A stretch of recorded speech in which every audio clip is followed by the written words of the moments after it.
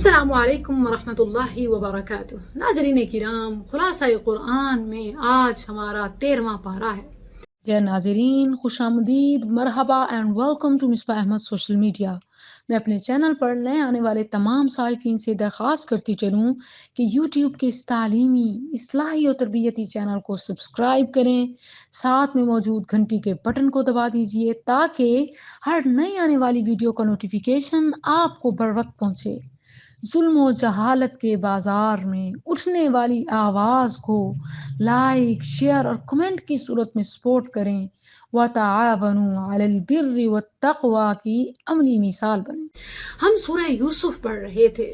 گزشتہ سبق میں ہم نے پڑھا کہ جب یوسف علیہ السلام کو امرأۃ عزیز مصر کی بیوی نے دعوت گناہ دی اور سارا ماحول گناہ والا بنا دیا، گرما دیا، محل کے دروازے تک لاک کر دیے اور یوسف علیہ السلام کو دعوت گناہ بھی پیش کر دی، تو یوسف علیہ السلام نے کیسے تقوی کی عظیم مثال قائم کی اور رب سے ڈر گئے۔ اور پھر جب یوسف علیہ السلام کی صداقت، براءت واضح ہو گئی، ثابت ہو گئی، تو یوسف علیہ السلام نے اس کا کریڈٹ اپنے آپ کو نہیں دیا، بلکہ فرمایا کہ میں تو عام انسان ہوں، وہ انسان کہ جس کے دل میں نفس امارہ ہوتا ہے۔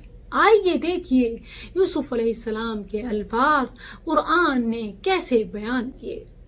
اعوذ باللہ من الشیطان الرجیم، بسم اللہ الرحمن الرحیم، وما ابرئ نفسی ان النفس لامارۃ بالسوء الا ما رحم ربی۔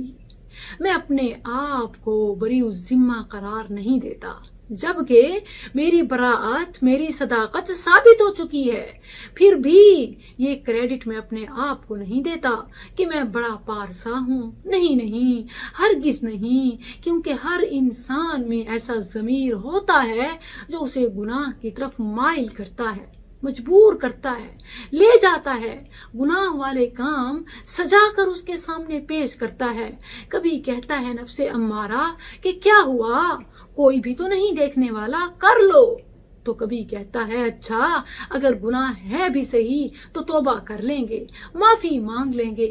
الغرض کسی نہ کسی طرح یہ نفس امارہ انسان کو پھنسا دیتا ہے، مگر بچتا وہی ہے جس پر رب کی رحمت ہو، رب کا فضل ہو، رب کا کرم ہو، جیسا کہ یوسف علیہ السلام نے فرمایا الا ما رحم ربی، جو رب سے ڈرتا ہے، تقوی اختیار کرتا ہے، رب اسی پر اپنی رحمت فضل اتارتا ہے اور گناہ سے بچانے میں مدد بھی کرتا ہے۔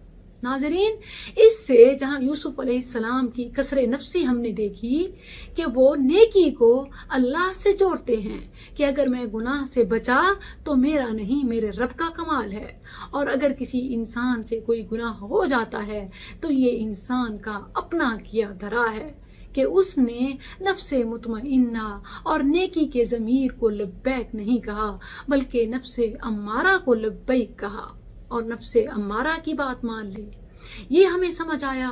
اور دوسری بات جو ہمیں سمجھ آتی ہے وہ ہر انسان میں اللہ نے ایک ہی دل میں، ہر انسان کا دل تو ایک ہے، خواہ مسلم ہے کافر ہے، یہاں انسان کی بات ہو رہی ہے، ہر انسان میں اللہ نے ایک ہی دل میں 3 زبانیں رکھی ہیں، 3 نفوس جنہیں ہم ضمیر کہتے ہیں۔ ایک نفس امارہ ہے، برائی کا ضمیر جو برائی کے کاموں کی طرف بلاتا ہے۔ قرآن نے اسے نفس امارہ کہا ہے، برائی کی طرف مائل کرنے والا، راغب کرنے والا نفس۔ اور جو انسان اس نفس کی بات کو ریجیکٹ کرتا ہے، اس کی بات پر لبیک نہیں کہتا، دوڑا نہیں چلا جاتا، بلکہ اسے وہیں مار دیتا ہے اس ضمیر کو، تو یہ انسان وہ انسان بن جاتا ہے کہ جو نفس مطمئنہ کی بات سنتا ہے۔ جس طرح اللہ سبحانہ و تعالی نے ہر انسان میں نفس امارہ بنایا، یعنی نیگیٹیویٹی کی طرف بلانے والا، گناہ کی طرف بلانے والا ضمیر، بالکل اسی طرح انسان کو اسی کے حوالے نہیں کر دیا بلکہ اس کے سامنے نیکی کا آپشن بھی رکھا، اس کے دل میں وہ ضمیر بھی جگایا کہ جو اس کو نیکی کے کاموں کا راستہ دکھائے، نیکی کے کاموں کی دعوت دے اور نیکی کے کاموں کی طرف لے جائے۔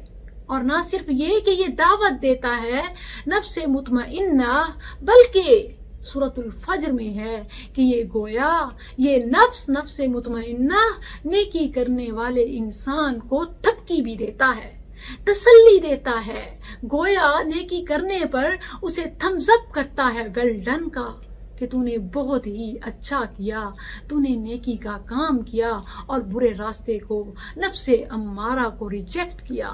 اور سبحان اللہ، ایسے نفوس نفس مطمئنہ کی سننے والے کو اللہ قیامت کے دن فرمائے گا، یا ایتھا النفس المطمئنہ، اے مطمئنہ نفس، اب جنت میں داخل ہو جا، فادخلی فی عبادی وادخلی جنتی، میرے نیک بندوں میں، میرے جنت والوں میں، اہل جنت میں تو بھی شامل ہو جا۔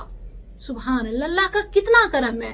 اچھا، رب کا انصاف اور مہربانی اور فضل دیکھیں کہ صرف اتنا نہیں کہ نفس امارہ برائی کے ضمیر کے مقابلے میں نیکی کا ضمیر ہمیں دیا، بلکہ اللہ نے درمیان میں ایک اور ضمیر بھی بنایا، سبحان اللہ، تاکہ نیکی کی اٹریکشن کو بڑھایا جا سکے اور برائی کو روکا جا سکے، کنٹرول کیا جا سکے۔ اور اس تیسرے ضمیر کا نام سورہ قیامہ میں لوامہ، نفس لوامہ ہے، وَلَا أُقْسِمُ بِالنَّفْسِ اللَّوَّامَةِ۔ اللہ فرماتا ہے کہ دیکھو، عالم ہونے کی ضرورت نہیں ہے نیکی اور برائی کو سمجھنے کے لیے۔ نفس امارہ، برائی کے ضمیر، اور نفس مطمئنہ، اچھائی کے ضمیر کو جاننے کے لیے کوئی بڑے علم کی، عالم ہونے کی، اسکالر ہونے کی، ڈگریز کی ضرورت نہیں، بلکہ اللہ نے ہر انسان میں، مسلمان میں نہیں، صرف نبیوں میں نہیں، بلکہ ہر انسان میں، گناہگار میں بھی، کافر میں بھی لفظ لوامہ کو ایڈجسٹ کیا، رکھا، تاکہ وہ بتا سکے کہ یہ گناہ ہے۔ یہ ہمارا ضمیر ہمیں ملامت کرتا ہے جب ہم کوئی گناہ کا کام کر لیتے ہیں، جب ہم نفس امارہ، برائی کی دعوت دینے والے ضمیر کی دعوت قبول کرتے ہیں تو نفس لوامہ ہمیں ملامت کرتا ہے، تاکہ ہم توبہ و استغفار کریں، تاکہ ہم رب سے وہ گناہ معاف کرا سکیں۔ رب کا کتنا فضل ہے، حالانکہ انصاف تو ہو چکا تھا جب نفس امارہ کے مقابلے میں، برائی اور گناہ کی دعوت دینے والے ضمیر کے مقابلے میں اللہ نے نفس مطمئنہ بنا دیا، نیکی کی طرف مائل کرنے والا ضمیر۔ تو یہ تو انصاف ہو چکا تھا، لیکن اللہ نے انسان جس سے غلطی ہو گئی کہ وہ نفس امارہ کی باتوں میں آ گیا، اسے مزید گناہ ختم کرانے کے لیے، معاف کرنے کے لیے نفس لوامہ بنایا کہ وہ انسان کا ضمیر انسان کو ملامت کرتا ہے، جیسا کہ نبی صلی اللہ علیہ وسلم کا فرمان ہے، الاسم ما حاک فی صدرک وکرہت ان یطلع علیہ الناس، کہ گناہ کی نشانی ہے کہ وہ انسان کے دل میں کھٹکتا ہے۔ انسان خوش نہیں ہوتا کر کے، اگرچہ وقتی فرحت اسے ملتی ہو، لیکن ابدی نہیں ملتی، تسکین نہیں ملتی، وہ کر کے بھی انسان اپنے آپ کو خالی اور نادم محسوس کرتا ہے۔ یہ نفس لوامہ ہے۔ تو جب بھی نفس امارہ کے بہکاوے میں آئیں تو نفس لوامہ کی، ضمیر کی ملامت پر توبہ و استغفار کریں، یقیناً وہ رب کا فضل ہے، الا ما رحم ربی۔ آگے بڑھتے ہیں سورہ یوسف میں۔ یہ اکثر وہ چیز ہے جو مجھ سے پوچھی جاتی ہے کہ نفوس کتنے ہیں، ضمائر کتنے ہیں، انسان کا دل تو ایک ہے، پھر یہ ضمیر کیا ہیں، کتنے ہیں؟ تو اس کا مفصل جواب ہے، قرآن کی دلیل ہے، سبحان اللہ۔ اور آگے سورہ یوسف میں ایک بڑی مزے کی بات جب ہم معافی کی بات مانگتے ہیں، اللہ سے معافی کی، انسان آپس میں ایک دوسرے کو معاف کرنے کی، تو جب ہم معافی کی آپس میں ایک انسان دوسرے کو معاف کر رہا ہوتا ہے تو ہمارا طریقہ یہ ہے کہ ہم کہتے ہیں کہ ٹھیک ہے، اس نے میرے ساتھ برا کیا، وہ میرا دیندار ہے، وہ میرا مقروض ہے، بلاؤ اس کو، اب ہم اس سے اعتراف کرواتے ہیں، اقبال جرم کرواتے ہیں، وہ اپنی غلطی مان لے، میں اسے معاف کر دوں گا۔ تو دیکھیے کہ یہ معافی نہیں ہے۔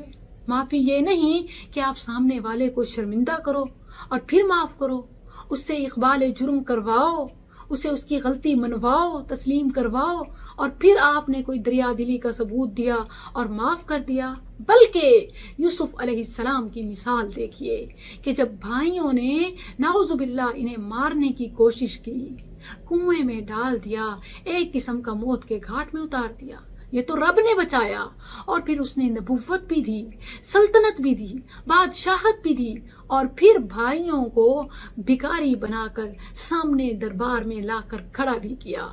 اور پھر نہ صرف یہ بلکہ بھائیوں نے جب منہ کھولا اور اپنی غلطی ماننے لگے، صرف اتنا ہی کہا تھا کہ تاللہ لقد آثرک اللہ علینا وإن کنا لخاطئین۔ انہوں نے کہا تھا کہ اللہ کی قسم، اللہ نے آپ کو ہم پر فوقیت دی، ترجیح دی، ہم نے مان لیا۔ وَإِن كُنَّا لَخَاطِئِينَ، ہم گناہگار تھے، ہم نے غلطی کی۔ ابھی یہ کہہ رہے تھے کہ یوسف علیہ السلام نے انہیں خاموش کرا دیا اور فرمایا کہ میں معاف کرتا ہوں، اور معافی میں اعتراف اور پچھلی باتیں دہرانا نہیں ہوتا، میں تو معاف کرنے لگا ہوں۔ لا تثریب علیکم اليوم، آج کوئی پچھلی غلطیوں کو نہ اکھیڑا جائے، مرے مردے نہ اکھاڑے جائیں۔ اللہ اکبر۔ ہم تو کہتے ہیں معاف کرتا ہوں، شرط یہ ہے کہ وہ اپنی غلطی مانے، یوسف علیہ السلام۔ اور دیکھیے کہ یہ نبیوں کا طریقہ تھا، وہ کہتے ہیں جب معافی کی بات ہو رہی ہے تو پرانی باتوں کو، غلطیوں کو مت چھیڑو۔ لا تثریب علیکم اليوم، آج ملامت بھی نہیں ہے تم پر۔ اور نہ صرف یہ کہ یہ معافی یہ کہا کہ ٹھیک ہے، ہم تو ایسے کرتے ہیں نا کہ معاف میں نے تو کر دیا لیکن میری آنکھوں سے دور ہو جاؤ، لیکن اللہ یوسف علیہ السلام کو دیکھیے، نہ صرف یہ کہا کہ پرانی باتیں مت چھیڑو، کوئی ملامت نہیں ہے، بلکہ فرمایا یغفر اللہ لکم، اللہ تمہیں معاف بھی کر دے۔ اللہ وہو ارحم الراحمین، میں تو بھائی ہوں، میں تو تھوڑی سی محبت ہے، وہ تو ارحم الراحمین ہے، وہ بھی تم پر رحم کرے اور معاف کر دے۔ کتنی پیاری بات ہے، سبحان اللہ۔ سورہ یوسف کا اختتام ہوا، اور اس کے بعد ہم پڑھ رہے ہیں سورہ رعد، اور سورہ رعد میں ایک بڑا پیارا نقطہ ہے۔ اللہ سبحانہ و تعالی فرماتا ہے ان اللہ لا یغیر ما بقوم حتی یغیروا ما بانفسہم، خدا نے آج تک اس قوم کی حالت نہیں بدلی، نہ ہو خیال جس کو آپ اپنی حالت کے بدلنے کا۔ یعنی جو قوم محنت نہیں کرتی، جو قوم اپنے آپ کو بدلنے کی کوشش نہیں کرتی، جو قوم راہ راست پر چلنا نہیں چاہتی، اللہ انہیں ہدایت پر چلاتا نہیں ہے۔ آج تک اس قوم کی حالت نہیں بدلی، نہ ہو خیال جس کو آپ اپنی حالت کے بدلنے کا۔ تو سب سے پہلے دوسروں کو تبدیل کرنے کے بجائے تبدیلی، تغییر اپنے نفس سے ابتدا کیجئے، کیونکہ اللہ بھی مدد اسی کی کرتا ہے، ہدایت اسی کو دیتا ہے، ترقی اسی کو دیتا ہے جو ترقی کرنا چاہتا ہے، جو ہدایت مانگتا ہے، جو راہ راست پر چلنا چاہتا ہے اور اپنے آپ کو تبدیل کرنے کی کوشش کرتا ہے۔ یہ سورہ رعد کا پیغام ہے۔ آئیے آگے دیکھیے، سورہ ابراہیم ہے اور ایک عظیم میسج لیے ہوئے، سبحان اللہ۔ اللہ فرماتا ہے وَإِذْ تَأَذَّنَ رَبُّكُمْ، تمہارے رب کا اعلان ہے، تمہارے رب کا آرڈر ہے، لَإِن شَكَرْتُمْ لَأَزِيدَنَّكُمْ وَلَإِن كَفَرْتُمْ إِنَّ عَذَابِي لَشَدِيدٌ، تم شکر کرتے جاؤ میں تمہیں عطا کرتا جاؤں گا۔ سبحان اللہ، صبر کرنے والے کو تو اللہ دیتا ہی ہے، استغفار کرنے والے کو بھی اللہ دیتا ہے، لیکن دوسری طرف آپ نیکیاں گنتے جاؤ کہ میرے رب کے مجھ پر احسان کتنے ہیں۔ آپ نے معافی بھی نہیں مانگی، آپ نے توبہ بھی نہیں کی، آپ نے صبر بھی نہیں کیا، صرف نیکیوں کو دہرانا ہے، رب تم پر فضل کی بارش کر دے گا۔ یہ قرآن ہے، سورہ ابراہیم ہے، رب کا وعدہ ہے، لَإِن شَكَرْتُمْ لَأَزِيدَنَّكُمْ، تم شکر کرتے جاؤ میں تمہیں نوازتا جاؤں گا۔ اور یاد رکھو، اگر تم ناشکری کرو گے تو یہ نہیں کہ تم اللہ کا کچھ بگاڑو گے، بلکہ ان تکفروا انتم ومن فی الارض جمیعا، اگر تم ساری دنیا ناشکرے پن پر اتر آؤ تو تم اپنا ہی نقصان کرو گے، اللہ کا کچھ نہیں بگاڑ سکو گے۔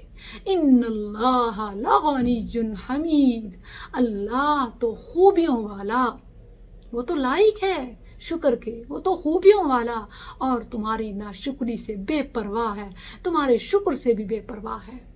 خواتین، سسٹرز، یہ میسیج خصوصاً ہمارے لیے ہے، کیونکہ نبی کریم صلی اللہ علیہ وسلم نے خاص نصیحت کی تھی کہ تم ناشکری زیادہ ہو۔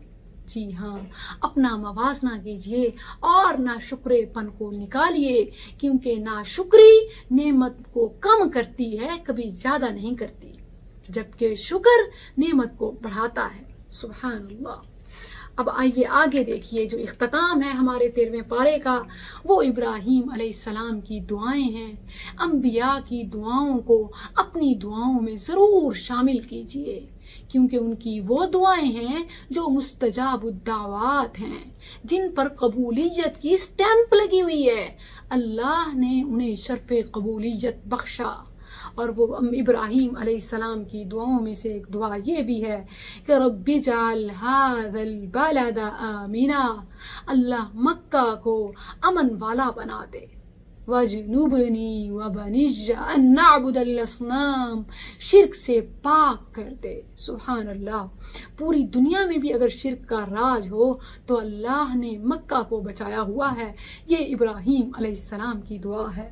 اور بھی بہت سی دعائیں ہیں، یہ آپ آخری رکوع سورہ ابراہیم کا مطالعہ کیجئے، اور دعائیں ہیں ربی انہن اضللن کثیرا من الناس فمن تبعنی فانہ منی ومن عصانی فانک غفور الرحیم۔ دیکھیں، جب بھی نبی اپنے رب سے مانگتے ہیں تو ہر بات پر اس کی عطا کی تعریف کرتے جاتے ہیں کہ اللہ تو نے ہمیں معاف کیا، تو ہی تو رحم والا ہے۔ اب اللہ یہ بھی کرتے تو یہ مانگنے کا طریقہ ہے کہ تم شکر کرتے جاؤ، نیکیوں کو، احسانات کو، عطاؤں کو گنتے جاؤ، رب تم پر برسات کر دے گا رحمتوں کی۔